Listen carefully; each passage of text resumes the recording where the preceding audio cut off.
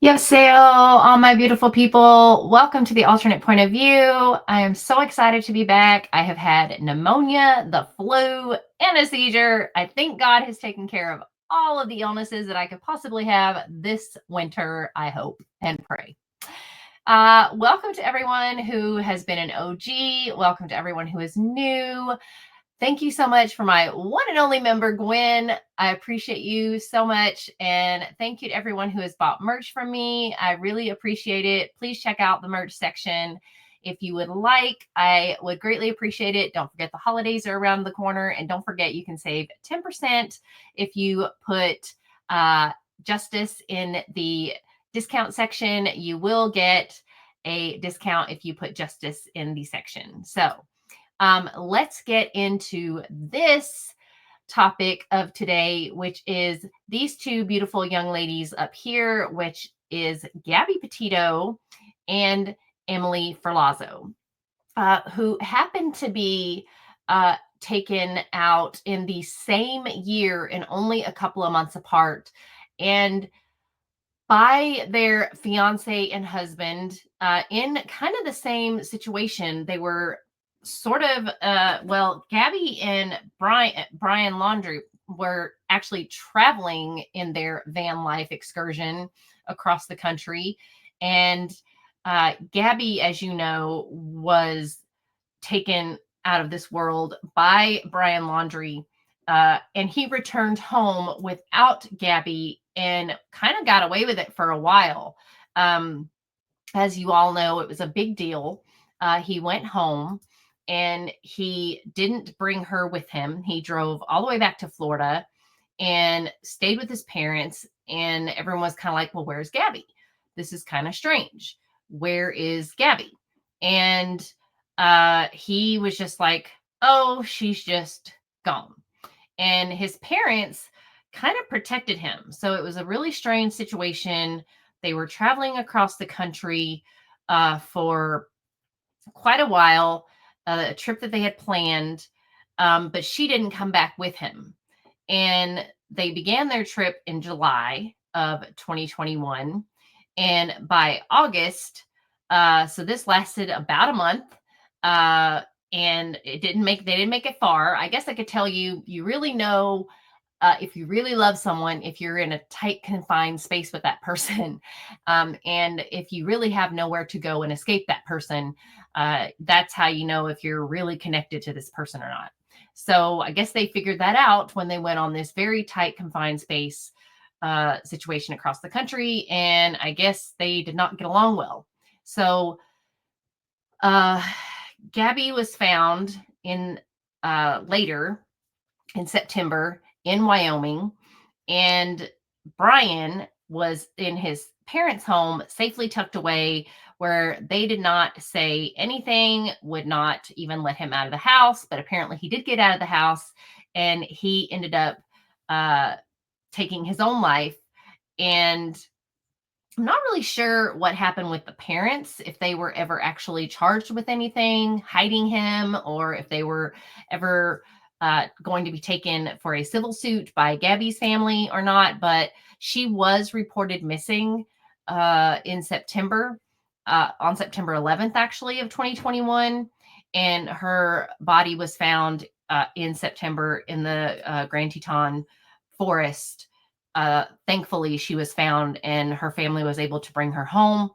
But something very similar while this was happening, another young lady, Emily Ferlazzo, was building a van, something similar, a bus, with her husband, Joseph Ferlazzo.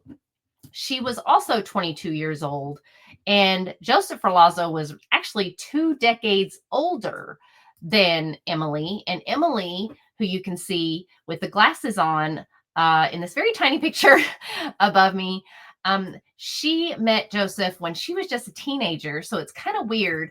If you hear Joseph talk about their relationship when they first met, Joseph met her. He's a tattoo artist, a tattooist, not really sure which one. There's a difference, you guys, between a tattoo artist and a tattooist.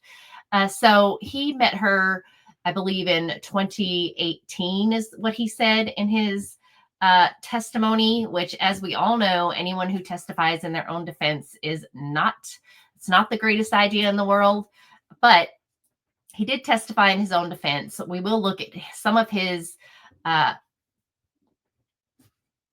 interrogation, I guess, or his confession, if whatever you want to call it. But he and his wife, Emily, they were together for about a year and a half.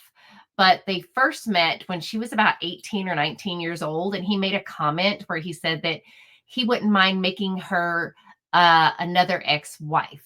Now, she's a teenager and he's like in his late 30s. It's kind of weird. But anyway, they apparently hit it off. And then he met her again later when she was about 21. And she literally had just turned 21, I believe, because her birthday is July 21st, which is kind of strange because that is about when Gabby Petito went missing, or when they first started their trip was in July of 2021. And this is when Emily and Joseph start kind of dating, and they decide they want to get married. And Emily and Joseph get together. They decide to get married. As Joseph tells it, Emily proposed to him, and they live together. They get married in October of 2020, I believe. So this is 2021 now, where they decide they're going to build in this van life together. There's a lot of other couples doing it. They really think it's cool. They have an apartment together.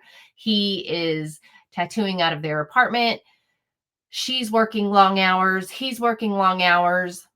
To hear him tell it, as he testified on the stand, Emily is apparently very volatile, very violent, very abusive towards him.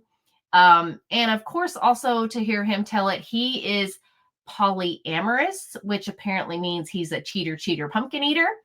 And she is monogamous. I mean, she's 22.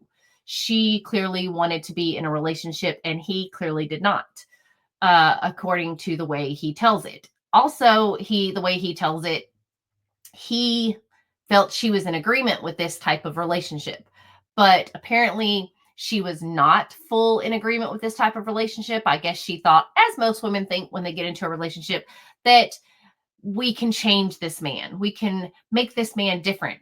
Of course, by this time, he's in his 40s. So no, you're never going to change the man. So whatever happened in their relationship, I'm not really sure. But according to his confession to the detectives, he just got rage angry. And now in his confession, he says he effed up and he can't take it back now. Now, somehow, some way, according to Joseph Ferlazzo, after Emily went missing, and now her family did report her missing because Joseph, just like Brian, comes back without Emily, just like Brian did without Gabby. He returns without his wife.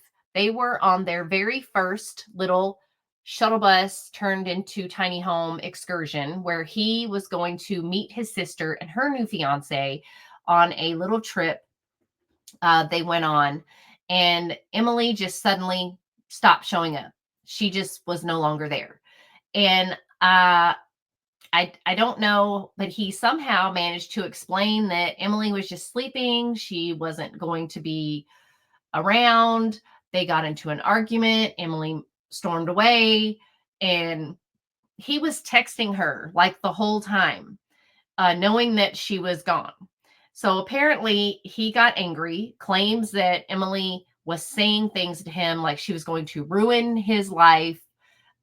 She was going to ruin his business, whatever.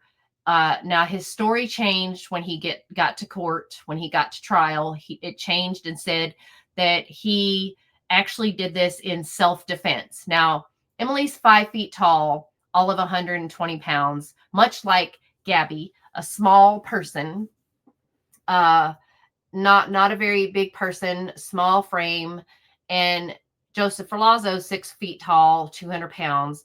And he's claiming that their entire relationship, the picture he painted of Emily is that she's a horrible abuser, just would start beating him for no reason.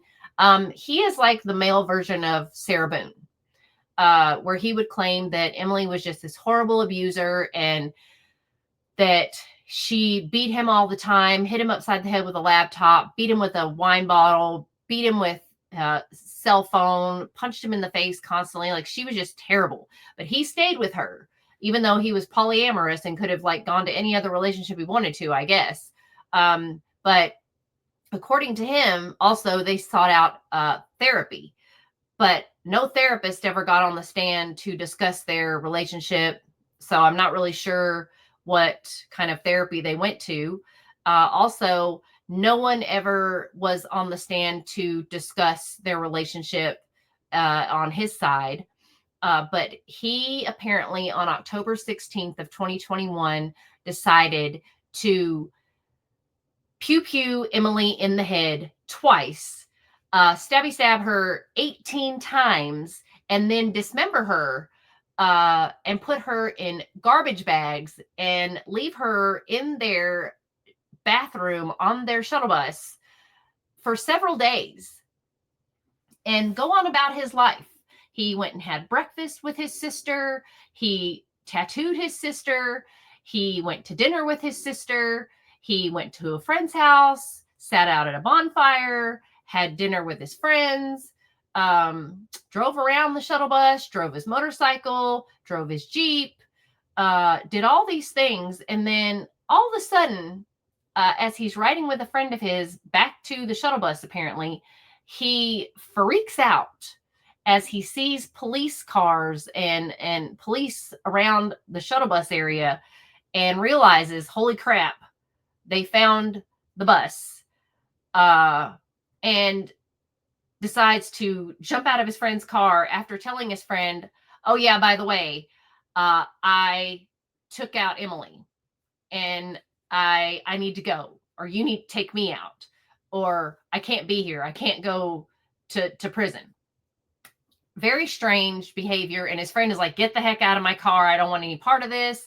And he calls 911 and is like, yo, I think my friend took out his wife. Very similar, weird situation. It makes me wonder what Brian Laundrie's conversation looked like with his parents.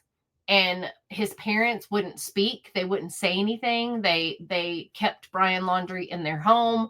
Obviously, that's their son. They wanted to protect him. So it's just so odd that these two situations happened in the same year and just a couple of months apart. So strange. And they're just so similar. They were both trying to live that van life. They were both trying to start a journey on the road. But when you look at Emily's Facebook, when you look at her Facebook in contrast to Joseph's Facebook, you see Emily is just such a sweet girl. She's obviously a caring, sweet person because she was a nurse assistant. She cared for people. She cared for animals. Joseph tried to claim that she abused their dog, that she would kick their dog, that she would threaten their dog. Emily loved animals, by the way. She loved animals. She would help animals get adopted. Her best friend, Lauren, is how Emily met Joseph. I can't imagine what her friend Lauren, I saw her in court today after the verdict was brought down to Joseph. He was charged with first-degree red rum. I don't believe there were any other charges. It was just that. In Vermont, it's very strange. I have not watched a trial out of Vermont before, so it was very odd to hear the way they handled this case. You didn't hear a lot of the judge actually during the verdict, when they asked if they wanted the jury to be polled, he actually called each juror's name and asked, is this your verdict? Is this your verdict? It was very strange. I've never heard that before. Also, the judge would give instructions before each evidence being entered. There was everything had to have instruction prior to evidence being entered. to the jury by the judge to ensure that the jury knew that every piece of evidence was for them to decide if they wanted to take that in as fact or not. So it was very, very odd in Vermont. So also, Joseph was obviously not out on any type of bond. He was in jail this entire time. But for him to portray himself as some type of victim and to say that he did this in self-defense was very, it's so odd. With Brian Laundrie and Gabby Petito, we didn't get any answers whatsoever. He didn't speak. He didn't say anything. He left that note. But still there was no answer. There was no justice for Gabby. He got to basically get off and the coward way out. Okay. Kind of the same thing in this situation. Even though Joseph went to trial and even though he was found guilty of first degree red rum, he basically there's no reason. There's no why. Why did you do this to little Emily? This poor little girl who is 22 years old, the same age as Gabby. You're 42 years old, dude. Like, why did you do this to this beautiful young person who didn't deserve this? And as I'm hearing his testimony and he's talking about that Emily was the instigator, like she did all these terrible things to him. So there's a point in his testimony where he's talking about the solar panels, okay, on this van or this shuttle bus. There's a point in his testimony where he's talking about the solar panels, that she was supposed to get the solar panels on the van. And as you all know, when you start a relationship, finances are always the biggest issue, right? So finances are things that really split people up, okay? I feel like finances were something that was a big deal for Joseph Ferlazzo. He was in his 40s. He didn't really have settled business. Apparently, he went from Vermont to New Hampshire. He had a tattoo situation going on at some point in Vermont. He moved away, went to New Hampshire, had tattoo jobs up there, moved back to Vermont. And he and Emily, who seems pretty responsible for a girl her age, she was working as a nurse's assistant. She found the apartment that they were living in, and he said the two of them decided to live together. I do feel like the financial situation was a point of contention. He made it seem like Emily wasn't responsible, but I feel as if he may not have been very responsible. The pictures that she has posted on her Facebook, they look like they're having a very good time. She seems very happy. They have been skiing together. Their little ceremony was really cute. She seems very happy. She has pictures of where they're just very happy together. But you know, what's on social media and what's happening in real life are usually two different things. But she seems very happy. She doesn't seem like the type of person who was, you know, they're in these physical altercations every 2 weeks, the way he explains it, the way he explained it on the stand. They were in these altercations where she was just abusing him every other week, right? And he was just holding her arms down until she would calm down. But according to Joseph, right, he had just had enough. It was enough, and she was threatening him enough, and it was just enough. So as we know with Gabby and Brian was very abusive to Gabby. They were in a small confined space together, and Brian and Gabby had already had run-ins with the police during their travels, and there was no issues with police during Emily and Joseph's life, okay? No one ever called the police on each other. There was nothing like that. But we don't know. We never heard from any friends with Emily or Joseph, so we don't know if there was any abusive situations between the two of them. It seems like even her mother had only met Joseph maybe a couple of times. So Lauren seems to know Joseph pretty well because she apprenticed under him. So it seems like she knew him better than I think any of their friends together. A couple of their other friends knew both of them, but it doesn't seem like there were any like red flags. No one kind of actually stood up and were like, hey, maybe they shouldn't be together. No one really said any of that. So I really don't know what their relationship was like. No one's, I've reached out to a couple of people to try and get some insight, but no one's reached it back out to me.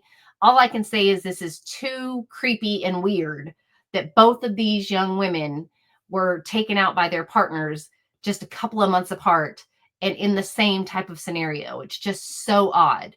I can just say that they're both, these men are absolutely awful, and how they could do this to so just disgustingly is mind-boggling, like just leaving them like they're trash. And literally Emily was dismembered, and he really had to have something about her that he just really was disliked, to have pew-pewed her twice in the head and then stabbed 18 times and one in the heart. Like he really had something that he was angry about. And the thing with the solar panels that I want to say is when he was giving his testimony, the thing with the solar panels is he was very stuck on that in the testimony when he was talking about uh that solar panel situation, that he was like, you don't even have the money for the solar panels, or why are we putting in solar panels when you don't even have them? um he kept talking about the solar panels. And I feel like he was very upset about the solar panels. Um, because he was told by her, so according to him, that she was going to have the solar panels ready and ready to install. And she didn't have them because that's what they were going to need to live off of, or be able to have electricity for their van. And that she didn't have them. And they were going on this trip and they didn't have solar panels. So I feel like he was pretty upset about them not having the necessary solar panels, because even though he said that's what she wanted the solar panels so she could watch Netflix. He's really hung up on this Netflix situation. So I feel like this is something that he just was really stuck on. So I don't really know. Um, I don't know what his deal is, or what. I just don't know. So I really want to see if you guys hear in his testimony. Now, by the way, I'm not going to play the entire testimony because he was up there for 4.5 hours on the stand. So I want to kind of go through and see if I can find where he starts talking about the solar panels. But again, I feel like he is the male version of Sarah Boone, because it's really, really disgusting how he talks about her, and how he just is so, like, talks about her like she is just this terrible person, and she's not a terrible person. Like, I don't believe for an instant that she is the person that he makes her out to be, this so abusive wife. She's this tiny little girl, and he's making her out to be like she's super abusive, and he just couldn't take it anymore. And I just don't get it. I do not get it. So let's listen to some of his testimony and see what you guys relaxed and hung out. And after that, did you continue to see Emily? Yes, I did. This is Joseph Ferlazzo. Almost every day, almost every single day for So the I want to rest get to the of part. So I'm going to ask you obvious questions, but did that hurt? Yeah, it's a wine bottle to your head. It hurts. Now he's 40, Yes. And then you said she hit you on other places in your 44 body now, with the wine bottle? 45. Yes. Yes.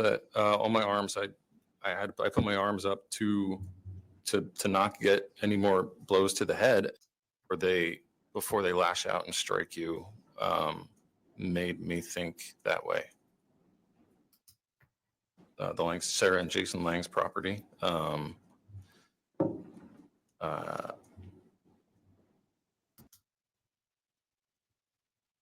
Sorry, I'm trying to get to the part where so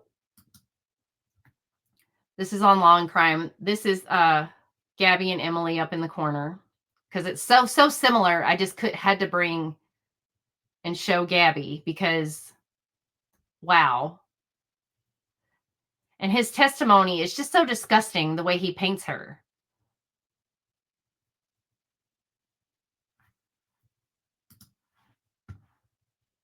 Those bruises on you. Physical discipline from my mother. I believe that they were hanger marks.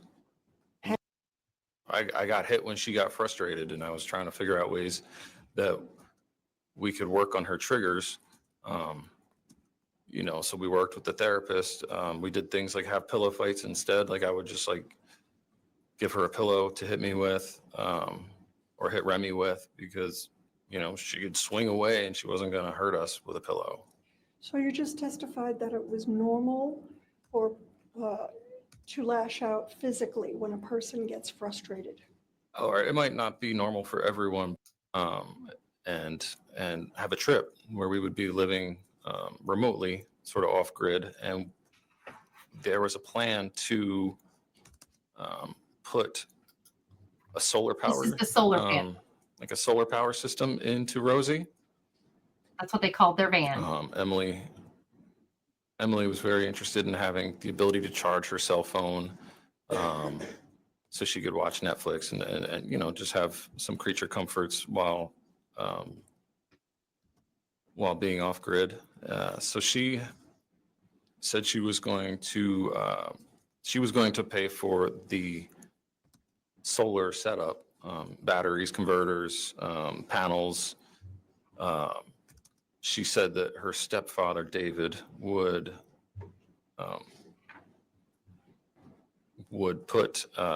assist in installing the solar system. Physically help. Yes, he would. Yeah, she said that he would. She said David will help put the solar system in the bus. So, she came to Vermont, and she said, today's the day. Let's go to New Hampshire. And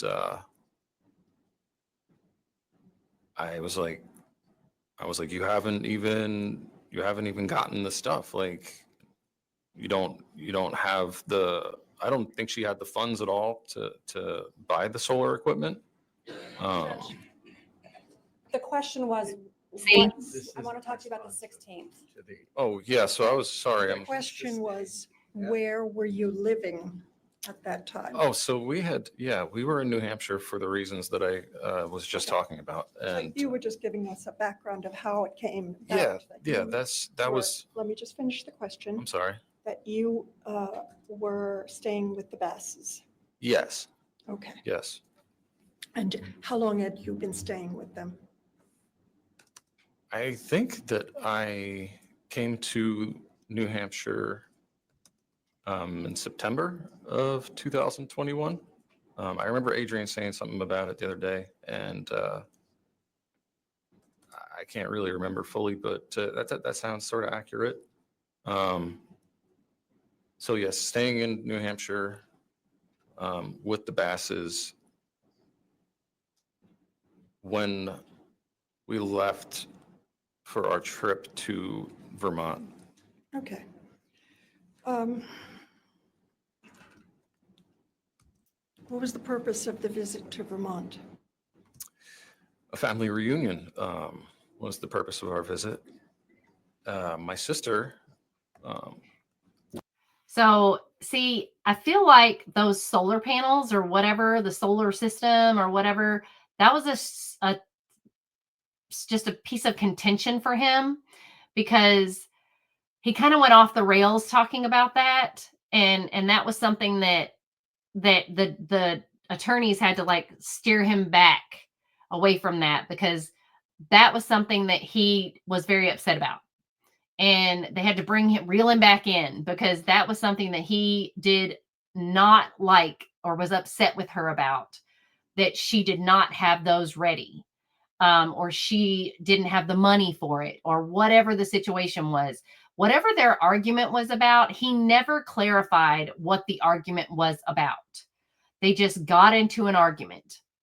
And whatever it was, whether it be about money, whether it be about the bus wasn't finished, whether it be about his polyamorous situation, I don't know what the argument was about. We never got an answer on what the argument was about. Also, when he was on the stand, he never clarified what happened that night. He literally skipped over everything. And you will hear that when the jury we're waiting for the verdict from the jury. Okay. We're trying to figure out, the jury comes back and says, we want to hear the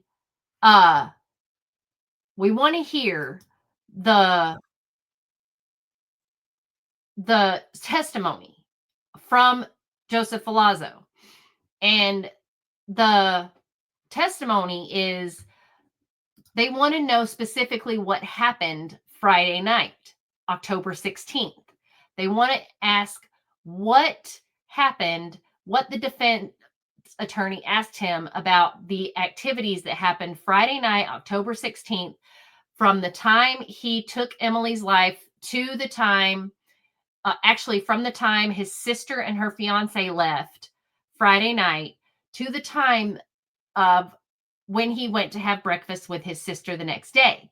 But Joseph never really answered that question. He just kind of skimmed over and was like, I have no memory. My body and my mind were like two separate things. But when he confessed to the detectives, he clearly had memory. So they're trying to understand why he had no memory on the stand, but he had clear memory 3 days later when he talked to the police. Even though the defense attorney was trying to make it sound like he had no sleep, he was drunk, he was hungover, what have you. So the confession he made to the police basically is null and void. So what he's saying on the stand is actually true. So what I want to see is this confession to the police, because this is crazy wild, because the confession to the police is what I want to point out is when he tells the police, I have never seen police detectives give such a clear and concise direction for Miranda rights as these police officers did for this guy, because they literally were so nice and gave these Miranda rights so precisely, so well. I was shocked. They were so nice to him and made sure that they read it and he understood it, that it was just unbelievable. Most cops, I'm like, really? You're just reading off the paper and you're just check marking it? No, his was very well done. Very well done. And I mean, seriously, it was very good. So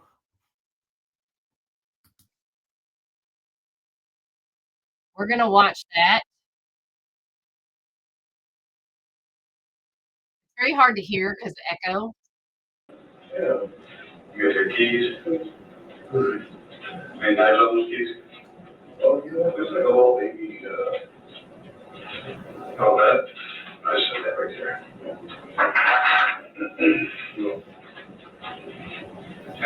You turn around. Yep. We do this, you know.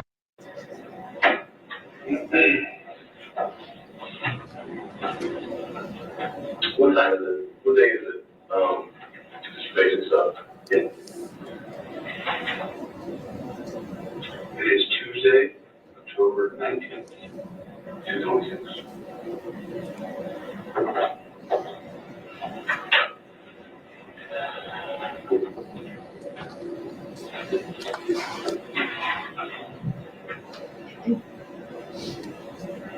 Essex. I was living in Essex for a year. Went on Park Street. With that. I said, how about that? So you go that look that way? No, my mom's a teacher there. Or something. I'm not in the area. Yeah, I lived there for years. It's a good spot. Close to everything. Do you own a house there? Yeah. You know, Frank bought a house with the rentals. The expenses there? 24. Yeah. Try by 5 corners, right? Yeah. It's a big shot at everything. It's big pain. Okay, I'll go get ham, turkey, Somebody believe that. I know. Somebody- I know. bunch of cops around. You're fine. Somebody- I just said, all the food I can find. You don't fuck it. All right, you got it. I appreciate your effort. You got it. All right, I'll get you a sandwich. I mean, I'm not telling you in a minute, man. literally 3 days ago, he just took his wife's life. I'm not that kind of guy. Well, really sweet, you know? I laid off sugar for a while. Yeah.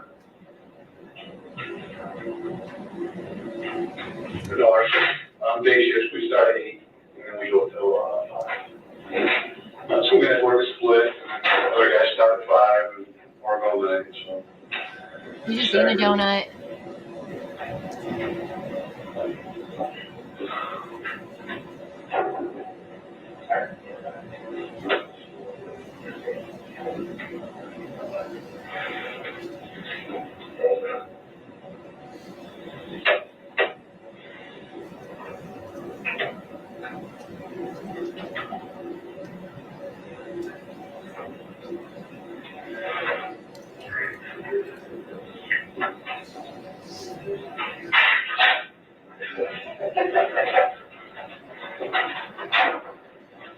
And, oh my God. You see the blanket? Yeah, there you go. It's cold out. Yeah, Paul is finally here. Oh, yeah. Make sure you're comfortable. There you go. Well, me, I'm glad they dealt with that.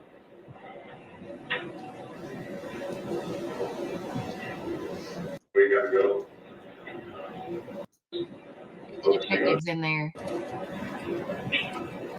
I work for cars, essentially.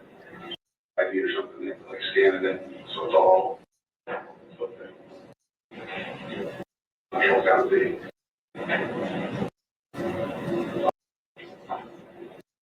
I'm looking at it, I'm so sick from this. Making jokes.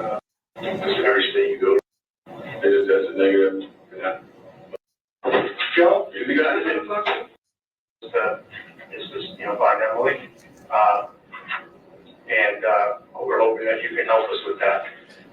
Before we get going, I just want to be fair to you. Obviously, we're here in a state police barracks, right? And I just said we're the state police. So I just want to make sure that you're aware of the rights that you have. So I will read these to you. We're here in St. Albans, Vermont. Are you from Vermont? Not originally. Not originally. I've been lived here since 2012. Okay, that's longer than me. Today is 19th of October. Up in this area the whole time, or? No, just started bouncing around. I tried to Richmond and Essex. Okay, Essex area? Yeah. All right. Down up here. I'm gonna read these to you, and I'll just ask that if you understand them, you tell me yes, and now we'll go over them again, okay? So the first one says that you have the right to remain silent. Do you understand that? Yeah. Anything you say can and will be used against you in a court of law. Right. You have the right to talk to a lawyer before questioning and to have a lawyer present with you during any questioning. Make sense? Of course. If you cannot afford to hire a lawyer, one would be appointed to represent you at public expense before any questioning, if you wish. In Vermont, that is called a public defender. Make sense? Yeah. If you decide to answer questions, you may stop the questioning at any time. Make sense? Yes. Do you understand each of these rights I've explained to you? Yes. Do you want to talk to me now? Yes. Okay. So this next section is just the waiver. It says, I've been advised that I have the right to remain silent, to be represented by a lawyer, to talk with one prior to questioning, and to have one present during questioning. Knowing my rights, I agree to waive them and talk to you now. No threats or promises have been made to me. So if you agree to that, I'll see you sign right here. Right. Oh, sorry. Oh, you're gonna take it. Thank you for that. It's 2:45 p.m. All right. So Joe, is it fair to say that you have an idea of what we want to talk about? Yeah. All right. Can you? I'm here to talk to you. Like, you don't have to be there. Okay. I'm sure you already talked to Spencer.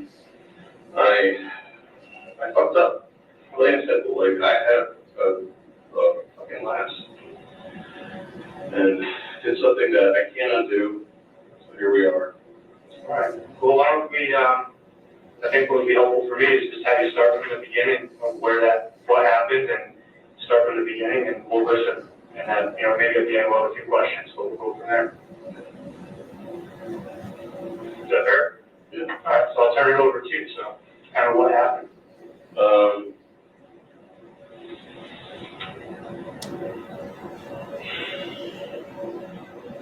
So I came to Vermont. I was living in New Hampshire for like the last 2 months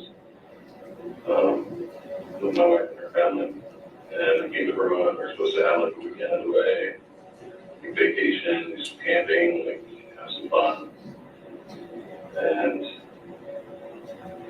like as soon as I put the vehicle in park, like my wife went completely berserk, like completely psychotic. And I shot her. That's the result of that. And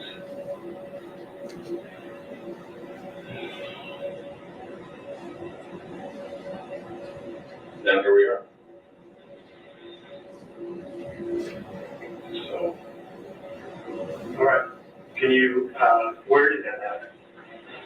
Bolton, Vermont. Okay. All right. So, I guess my next question is, when did that happen?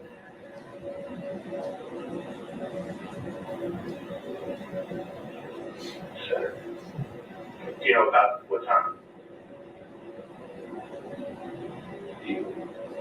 Saturday evening? All right. No way. No. Saturday morning. And then I think I was. It was like, yeah, it was Saturday morning. That's what it was. Okay. I think I might be screwed up. Okay. I appreciate you clarifying that for me. That's really imagine I've been home for days. I mean, I just understand my mind isn't right now, so. So tell me about like how your wife, you said Emily, correct? Tell me about you and Emily getting to Bolton. Like when you got there, how you got there, the vehicle you were in, that kind of thing. We drove the Chevy.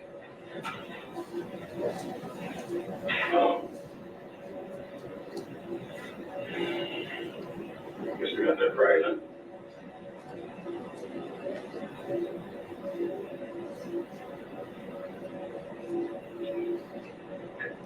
Where were you guys coming from?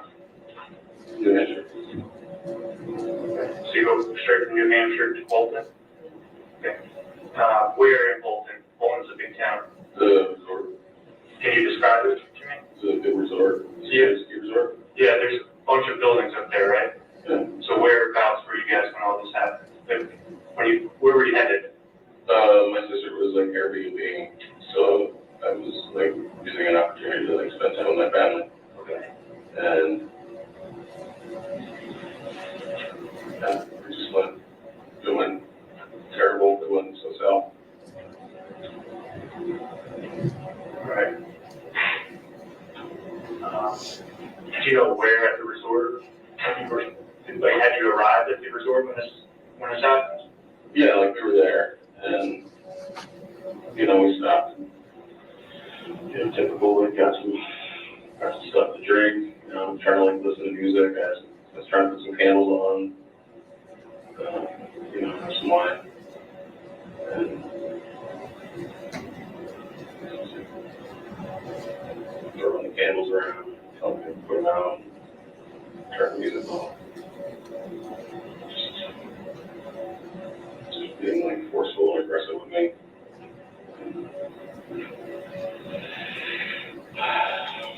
And it just turned on punching and kicking and like, just a lot of hurtful things. I can't even remember all of them, but all I know is I was just dumbfounded that I'm gonna go all this effort to like try to do something nice. Just get treated like shit. When we were talking about their candles and the wine stuff, is that the Airbnb you're talking about, or is that in your RV? In the RV. Was it parked up at the resort? Yeah. Okay. Was it near the Airbnb that your sister was at? Yeah. I'm not super familiar with Dearest. Is there just like a parking lot? Yeah. Okay. And is that where this happened? Yes. Okay. And so, when you say there was a lot of kicking and punching, like who was kicking and punching? I don't take a punch. Like You don't? I don't. Okay. Like, I've never heard all of that until now. I don't. Like I don't engage. Okay. Like I am punching back. So, And I didn't want to be punching back anymore. so was that like punching you? I just had like a moment and then like I don't know, like I just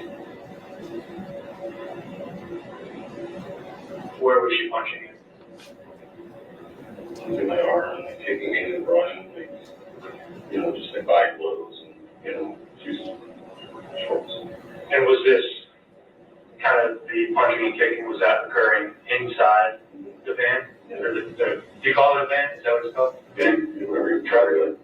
Okay. Whatever you like, in the vehicle. The vehicle. That's better. Works for me. Okay. So the vehicle's parked up at Bolton near the Airbnb, and kind of the situation between you and Emily is occurring inside of the van.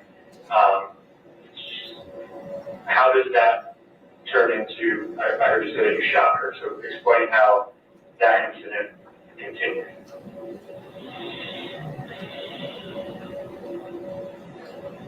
I don't even know. Like, I just know that I like sat down and like was.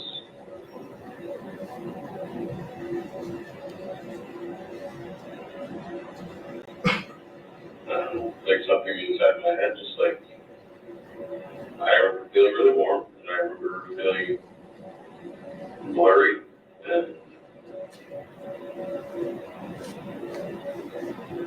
I don't know. Something inside me said enough is enough. Okay. And what did you shoot her with? A pistol. Okay, do you know what kind of pistol? It's a Glock pistol. A Glock. Whose Glock is it? Okay, where is the Glock now? In the bus. It's in the bus. Okay. Can you describe Emily when you shot her? Like, what was she doing?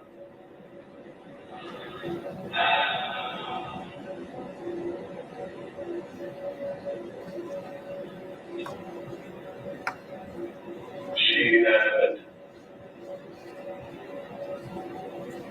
had stopped fighting and she had gone and laid down. And I went and jumped on top of her.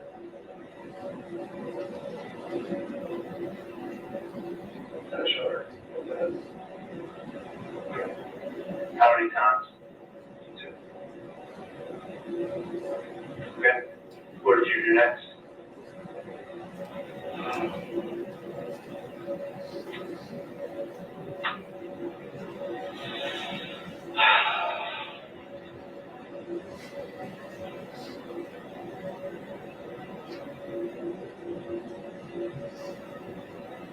cleaned up and had like an anxiety attack. And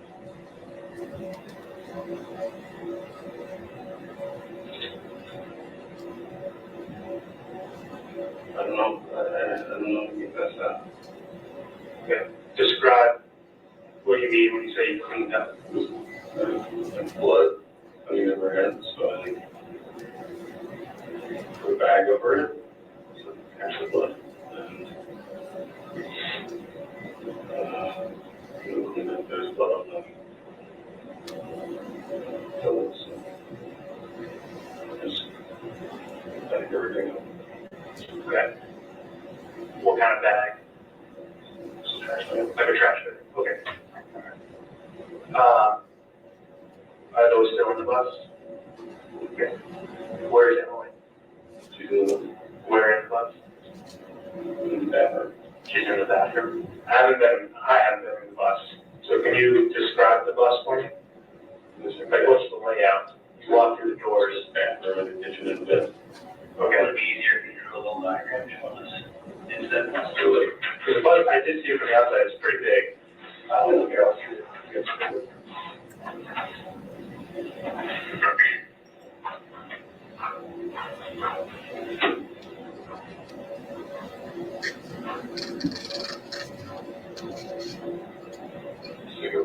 Second.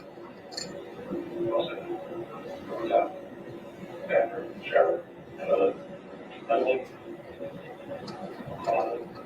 you, So he like Which is the front of the bus and that. skips over the stabby stab and the dismemberment, like completely Would you skips mind over to- that. Maybe just for reference for us, just labeling what you hear, so you said this is the bathroom.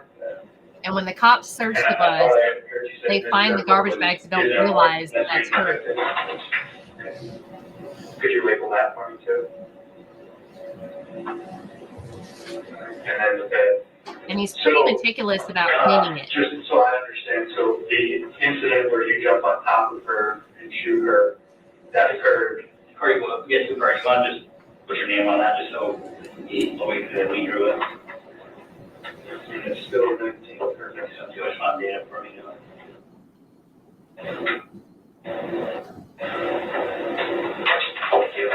Just to reference this picture for a second, hold this up. Yeah, the incident that you described where you jump on top of her and shot her twice in the head, did that occur on the bed, this bed here, at the back of the bus?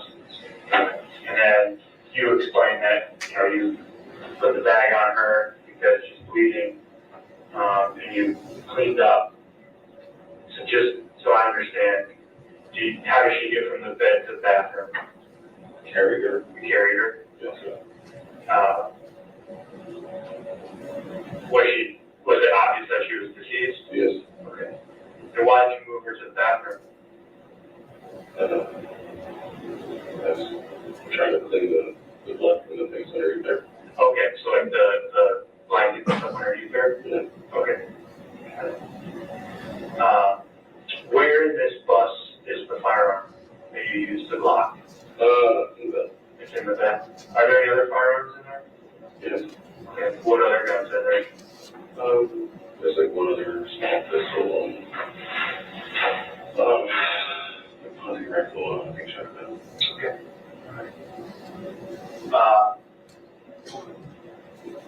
And then I think one thing I'd like to clarify is the time that this happened. So do you know about the time you arrived at Fulton Valley on Friday when you came from New Hampshire?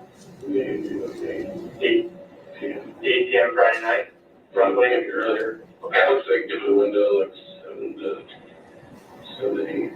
So you arrived between 7 and 8. And what time did the shooting happen approximately?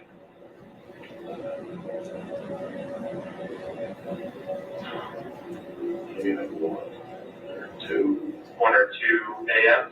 1 to 2. Which would be fair to say that's Saturday morning? That is Saturday morning. Okay. Okay. And so after you kind of clean up and you put Emily in the bathroom, what do you do?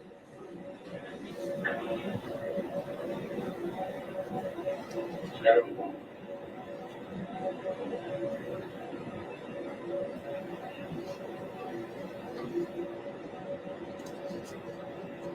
I don't know, I had like a panic moment, and all I can remember is like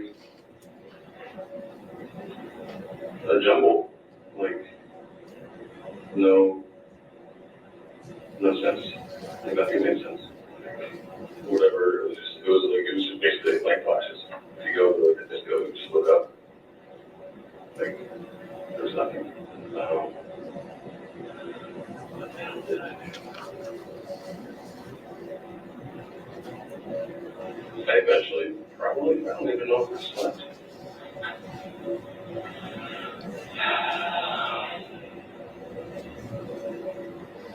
The following morning, I had some breakfast with my sister. I had some coffee and some breakfast with her. Tell me about that. I had some coffee and some breakfast with my sister. In the Airbnb? The coffee was in the Airbnb, and then we were down the street for some breakfast. Okay. Did you talk about what had happened? No, No? I was meeting her boyfriend, so. Okay. All right. Did they ask about Emily? Yeah, What they asked?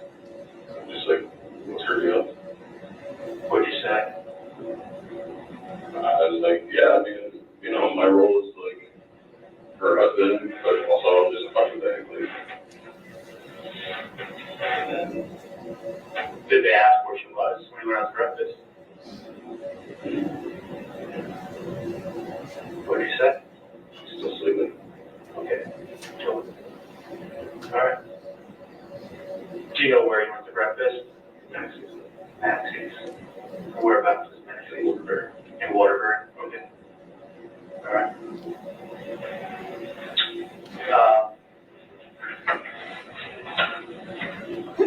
So after Maxie's, how did you get to Maxie's? She drove. Your sister? Okay. And does the bus remain at Bolton? Say, yes, I'm sorry. That's against her. Okay, all right. Oh, thanks. So you go to breakfast with your sister. What happens next? I came back and I left.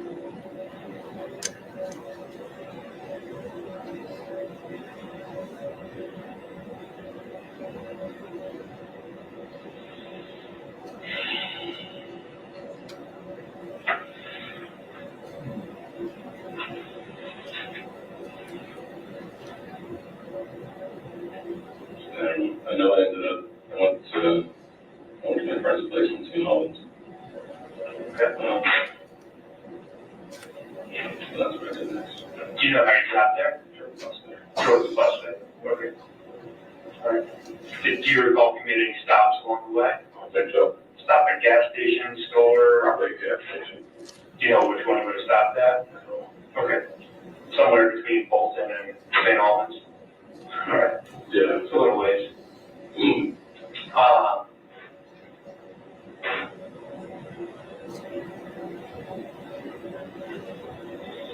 What's your friend's name? Eddie. I just, Sarah. that's the husband too? Yeah. Does she live with anybody? Her husband Jason. Sarah and Jason? We have kids too. Okay. And is that where you left the bus? Mhm. Okay. Did you talk to them about anything that happened? No. Do they know Emily? Did they ask about her? Tell me about that.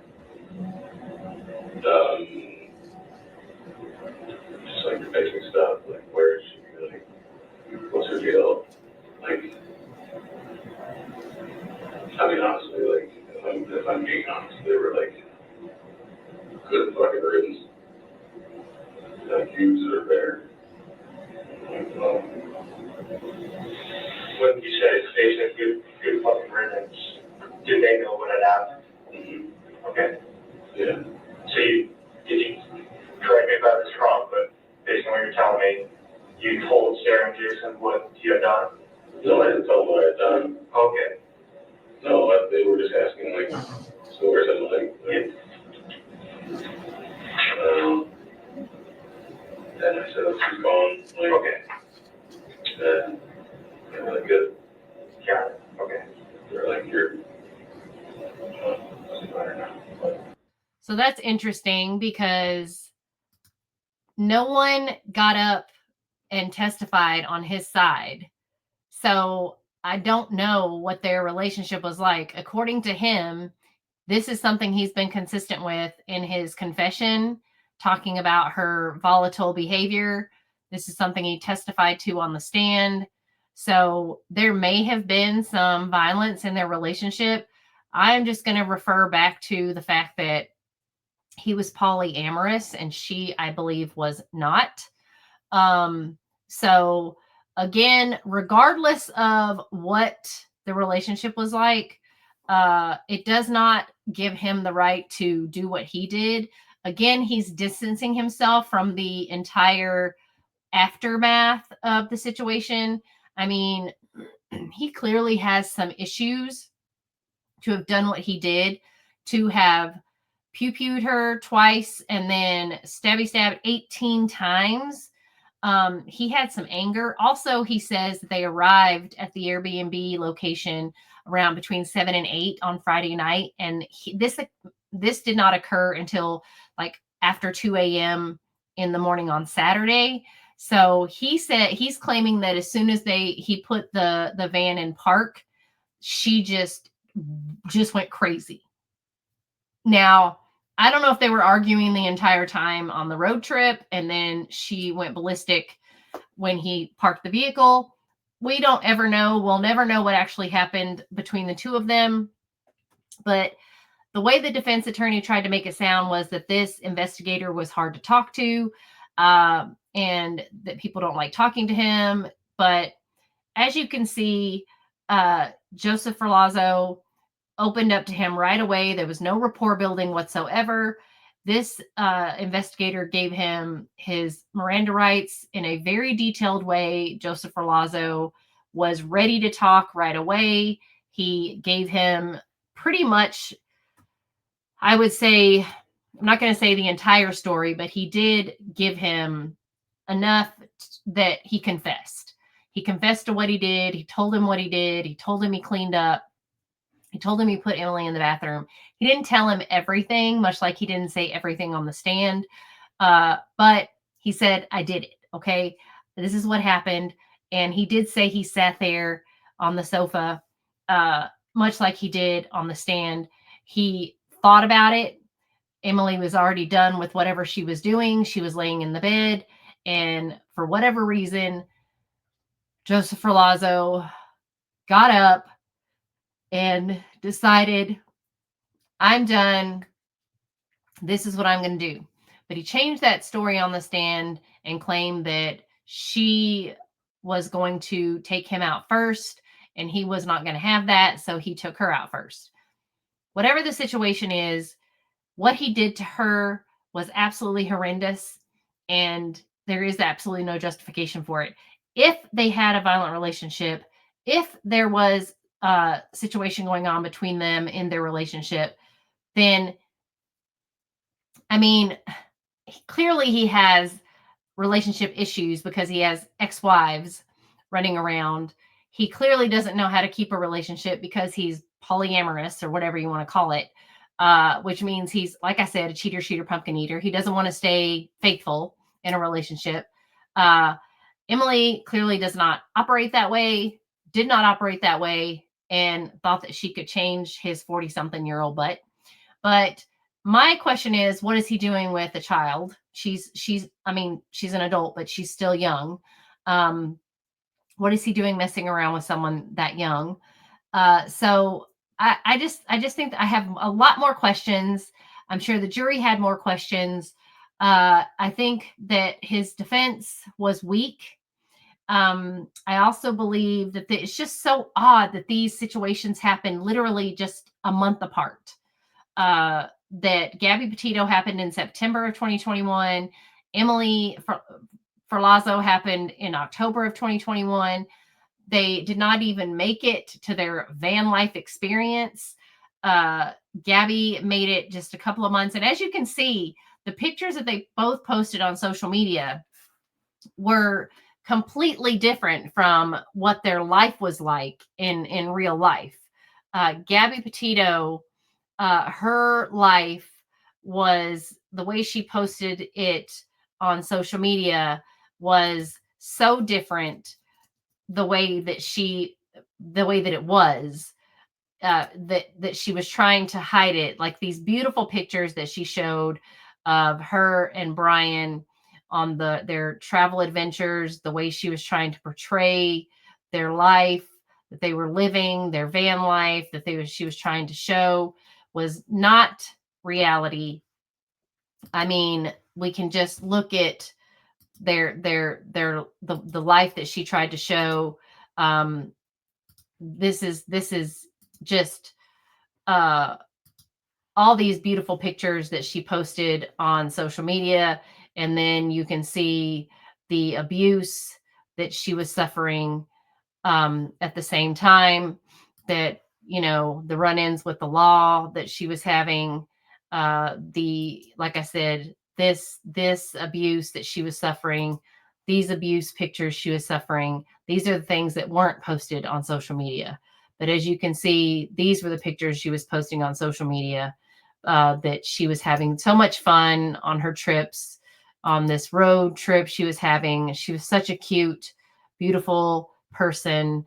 And then you have Emily Ferlazzo, who was posting, pictures of her and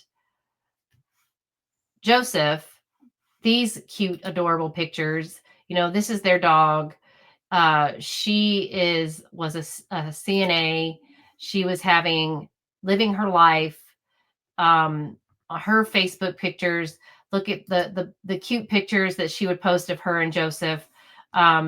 She was having, just like, her life was, the way she portrayed it between her and Joseph was not anything like what was actually happening in their real life.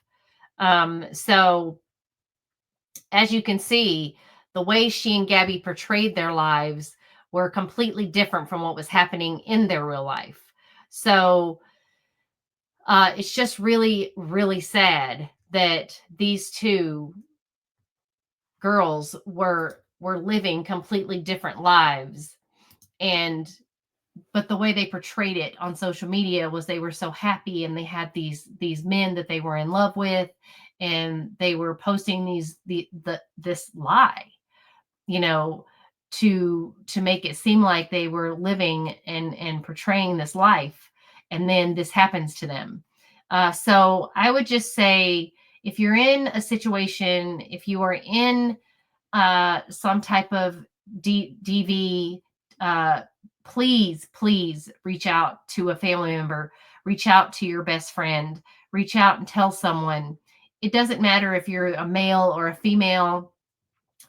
If you feel like you're in a situation that you can't get out of, you can always get out. Please reach out to someone, tell someone, say something. You are not stuck there. If you're not happy, please talk to someone. Emily has had support. She had her best friend. She had people that, would be there for her, would have helped her. But I think she really wanted this relationship to work. I believe she really wanted him to be a different person. I think that Gabby also wanted Brian to be a different person. And I think she really wanted this life to work. I think she wanted this, life and this travel kind of situation to work. And I really do believe that that's just an innate nature of women, is that we really think that we can change this man, change the way they behave. And it's just not ever going to happen. It's never going to happen. So if you ever need help, if you ever need someone to talk to, don't forget that there is help. There is a way to talk to someone. So please call 1-800 1-800-799-7233. If you need help, please call 1-800-799-7233. I would love for people to get help if they need it. It is there. You must please get help, because I don't want people to think there's not help out there for you, because there is, because